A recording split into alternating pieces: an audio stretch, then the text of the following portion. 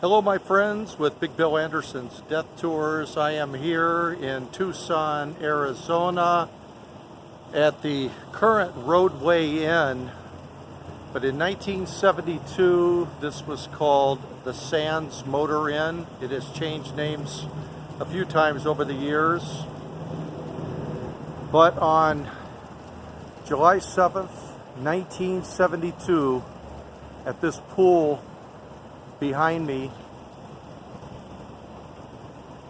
one of the great boxers of the 50s and 60s died right here in a tragic accident.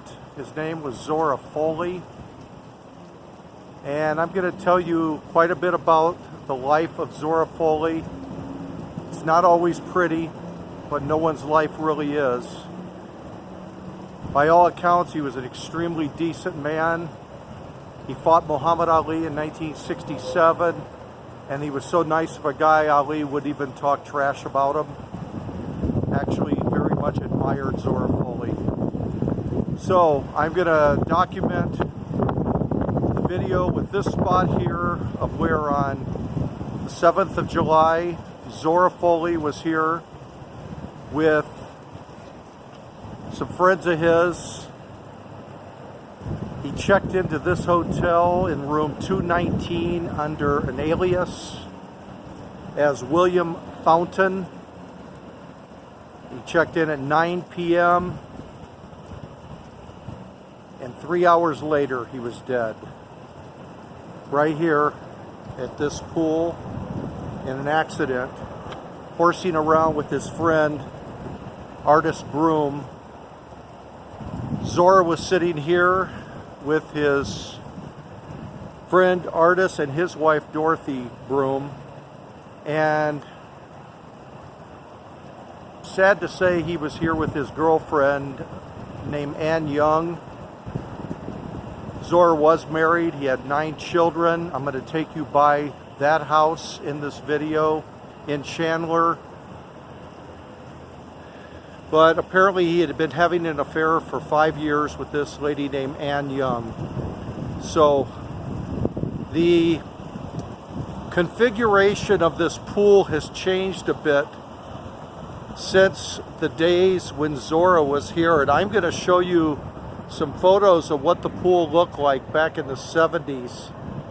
It's only changed a little bit here with the way the cement goes. The pool actually came all the way out to this line right here. You can actually see where it curves right here.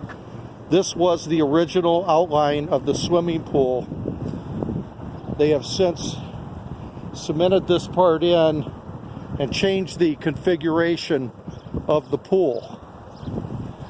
But nonetheless, a 41-year-old retired boxer, still very much in the prime of his life, passed away here through simple horseplay.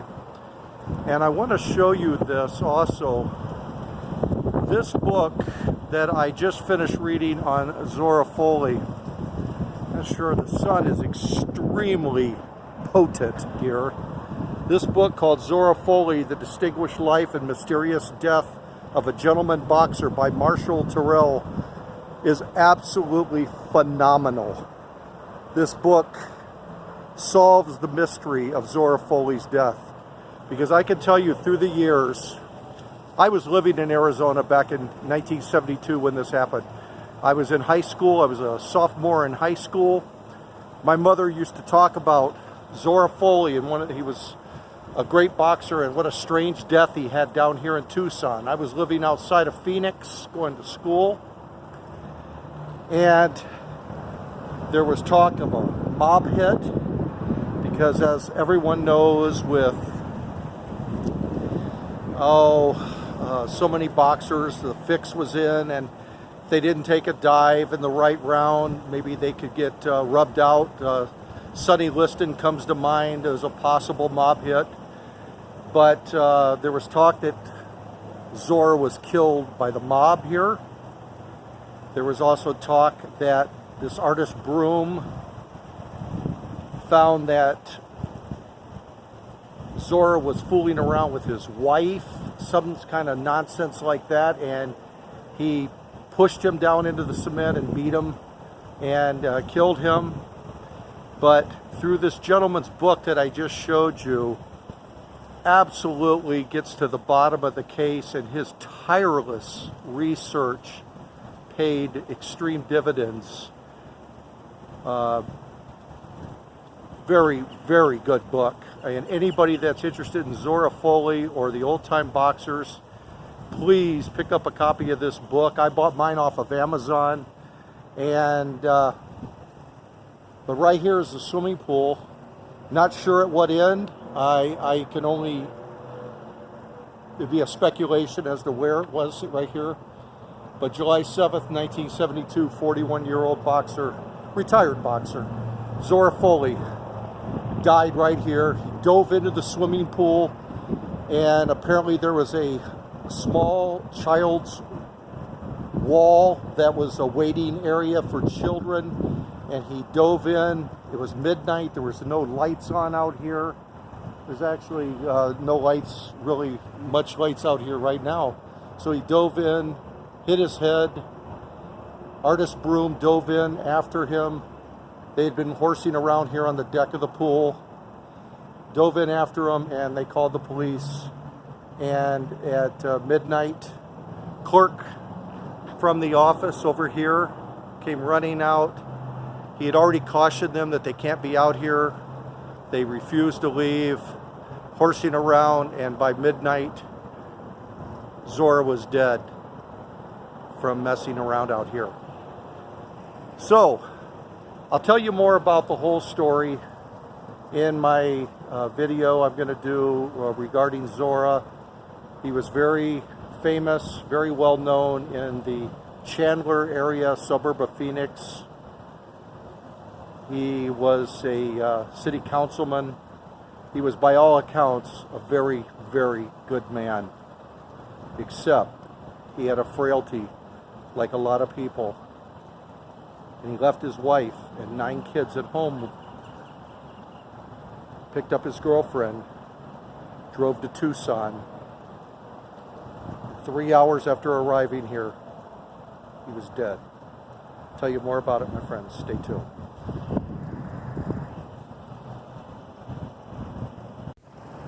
Zora Belle Folley was born in Dallas, Texas on May 27, 1931.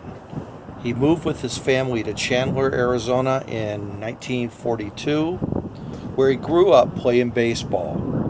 Upon joining the U.S. Army in 1948, he entered the boxing ring and won the 6th Army Championship within a year, eventually earning the All-Army and All-Service titles. He fought in the Korean War, nearly losing both feet due to frostbite and earning 5 battle stars, and was a sergeant and was discharged in 1953. He then signed a professional boxing contract, winning his first pro fight against Jimmy Ingram. Then, after a draw, won 17 straight victories until losing to Johnny Summerlin in 6 rounds with a suspected broken jaw after being decked 3 times. Despite being considered a top contender, Folley never faced heavyweight champion Floyd Patterson. This was partly due to his highly controversial points loss to Henry Cooper in England in September of 1958, which was later avenged in December of 1961 by a 2-round knockout. Most experts believe that Floyd Patterson deliberately ducked the challenge of Folley, fearing losing his prized world championship. Folley beat such contenders as Eddie Macon, George Chuvalo, Oscar Bonavena, Doug Jones, and Bob Foster. He also had draws with Carl Mildenberger and Eddie Macon. Folley was knocked out by Sonny Liston on July 18, 1960. It wasn't until March 22, 1967, at age 34, that he faced world heavyweight champion Muhammad Ali at Madison Square Garden in New York City. Before the fight, Ali, who usually talked trash about his opponent to hype the fight, said nothing except that he respected Zora. Folley was knocked out in the 7th round, being somewhat past his best. After the fight, Ali saw Zora's 14-year-old son, Zora Folley III, crying at ringside because his dad had just lost the fight. Ali told the young man as he climbed out of the ring, "Don't cry. You don't have to win a fight to be a champion. Your dad is a great man." Ali told many others that he was so glad that he hadn't faced Folley 10 years before. Folley raised a family of 9 children with his wife Joella. Before their fight, Ali joked that Folley was such a nice man that it posed a real problem because he couldn't possibly get mad at him. Folley was one of the first to call the controversial champion by his Muslim name instead of Cassius Clay. Ali stated he'd respected Folley and was nervous before the fight. Folley was the last man to face Ali before Ali's 3-year exile from boxing in 1967. An interesting diversity between Ali and Folley was that Zora fought in the Korean War and by all accounts was a hero. Ali, on the other hand, because of his new Muslim religion, refused to be inducted into military service. Zora felt that was Muhammad Ali's business and not something for him to comment or discuss in the public. Probably another reason Ali held Folley in such high regard. Folley fought 3 more years afterwards before being knocked out by Mac Foster in 1970. Eventually, Folley took a job as a car salesman and became very successful at this job. In 1972, Folley ran for a chair on the Chandler City Council, but could not come up with the required amount of votes. While his first attempt to become a city councilman failed, he was appointed later on in April of 1972.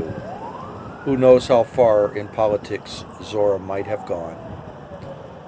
Folley suffered severe head injuries at the Sands Motel in a swimming pool in Tucson, Arizona, while visiting his friend Artis Broom and his wife Dorothy on July 7th, 1972. Folley had checked into the hotel at 9 p.m. under the name William Fountain. He registered as one occupant for room 219.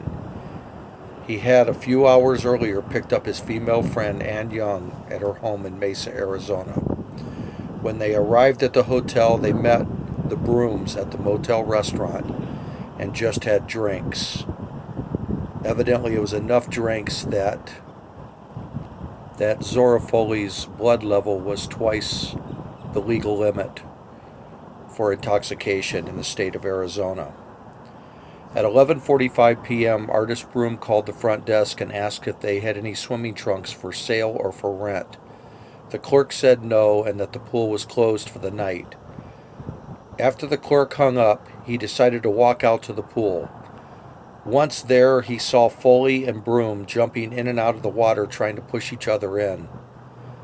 Both women were sitting in chairs watching the activity. The clerk told them that the pool is closed and they have to leave. He then left and went back to the front office. Less than 15 minutes later, the 2 women frantically ran into the office and said there had been a terrible accident in the pool. The clerk then called the police and an ambulance.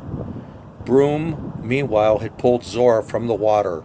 He had apparently dove or slipped off the side of the pool and in the darkness did not notice a small cement wall in the pool that separated adults from the children area.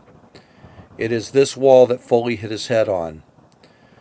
The death was officially ruled to be accidental, but conspiracy theories regarding his death persisted. This was where the beginning of the several conspiracy theories started about how 41-year-old Zora Folley died. The clerk told reporters that he saw Folley's head and he had a large bump on the front forehead area, a large hole in the top of his head, and another large bump to the back of the head. That led to the theory that Zora was beaten senseless either by his friend Artis Broom, by a mysterious stranger, or the Tucson mob had done a hit on him for some previous misdoings in the ring.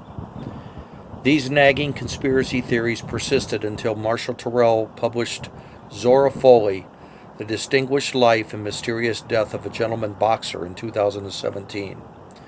This cleared up any inconsistencies in which Zora Folley passed away. Terrell helped locate the missing coroner's report and police report that had been missing since 1972. In those reports, it stated the unbiased results from policemen investigating and interviewing all witnesses, along with the personnel from the paramedics and the coroner's report. Folley ended up having just one bump on the back of his head, consistent with a fall to the pool. Evidently, the person working the front desk had exaggerated without ever even going out to the scene where Folley was, which really wasn't cleared up until 2017 in this book.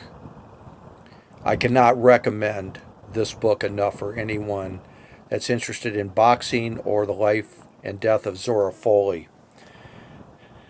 The death had a major effect on many, many people. Zora's wife, Joella, would never speak about the death publicly. It seems Zora Folley III became somewhat a family spokesperson. Joella passed away in 2011 at the age of 78. She is interred at the same cemetery as Zora, but not even in a close proximity to his grave. On each side of Joella is one of her and Zora's daughters that have since passed away and are laid to rest next to their mother. Also in the same cemetery, artist Broom passed away in 1997, and he is in another section of that cemetery long away from where Zora is. I visited all of these graves and documented all of them with photos that I'm including in this video. I also took pictures of their graves for Find a Grave, one of my favorite websites that I go to help locate graves. So I documented each of their graves with a photo for those that care about such a thing. According to artist Broom's wife, Dorothy, the death of Zora started artists into a downhill spiral of out-of-control drinking that led to their divorce not too long afterwards. The city of Chandler dedicated Zora Folley Memorial Park in his honor just a year after his passing. A few blocks from the park is the Folley home, now lived in by Zora Folley III. The street next to the Folley home is called Folley Street. This was named in Folley's honor before he passed away. Zora touched a lot of hearts in his brief 41 years on Earth. I went to the Chandler Museum in Chandler and spoke with the curator of collections, Nate Myers, about Zora's impact on the city. Nate told me that in 2020, the Chandler Museum was having a major exhibition about the life of Zora Folley and how his accomplishments in and out of the ring made him one of the city of Chandler's favorite sons. Nate also provided some files on Zora that was much appreciated. Zora Folley had been inducted into the Chandler Sports Hall of Fame in 2004. I took a couple photos of the wall that depicted a beautiful photo of Zora throwing a punch against England's Henry Cooper, and I will be including the Zora Folley photos from that visit in this video also. I want to mention something else that I said at the beginning of this video, and I want it really to be understood where my information came from. The police on the scene at Zora Folley's accident at the pool interviewed all the witnesses. Ann Young was one of those witnesses. She is the one that told the Tucson police investigating that she had known Zora for over 5 years, and they used Tucson as their getaway place as a couple to come to. And that they were more than just friends. On that day, Zora told his wife that he was leaving to go visit friends in Tucson, but he did stop at Ann Young's house and pick her up in Mesa, and then head down to Tucson to this hotel and this swimming pool where his life came to an abrupt halt. So, I'm certainly not here to judge Zora Folley and his ethics. I didn't walk in Zora's shoes. As I said before, by all accounts, he was an extremely decent man, and all interviews from the Folley children stated their father was a very loving father, and they were quite proud of his accomplishments. So I did include photos of Ann Young's residence in this video because it pertains to the last day of Zora Folley's life. State dignitaries and prominent athletes joined with hundreds of Chandler residents at his funeral service.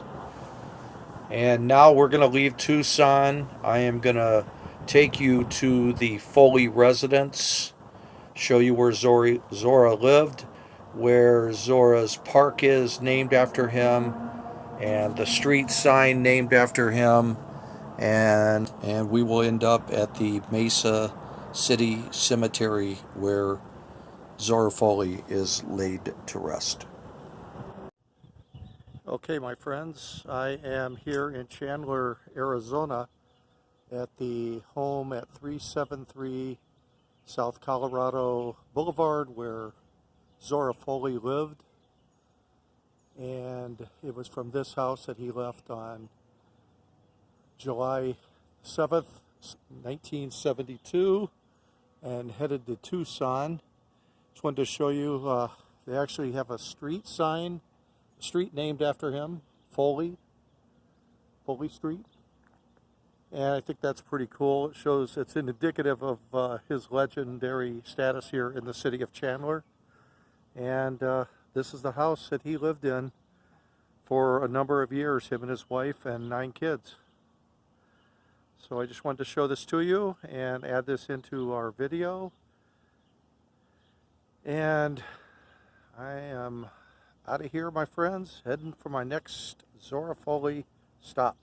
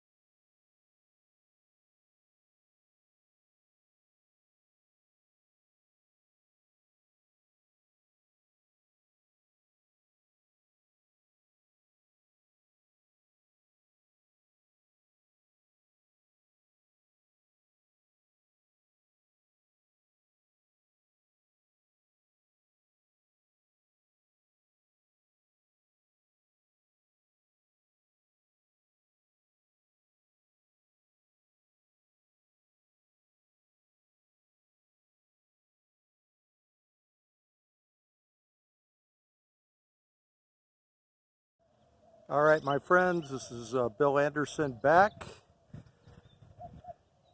I'm in Mesa City Cemetery right now. This journey today has taken us to the spot in Tucson that I drove to over 100 miles away, to where Zora Folley passed away, at a swimming pool, at a hotel. I then took you to show you where Zora Folley lived in the city of Chandler, the street named after him, Folley Street. Took you to the city park that was named Folley Park after Zora Folley. I went to the Chandler Museum and interviewed the curator there talking about Zora Folley and what an influence he had on the community in Chandler, and how they're going to have a big exhibit on him in 2020 at the museum in Chandler.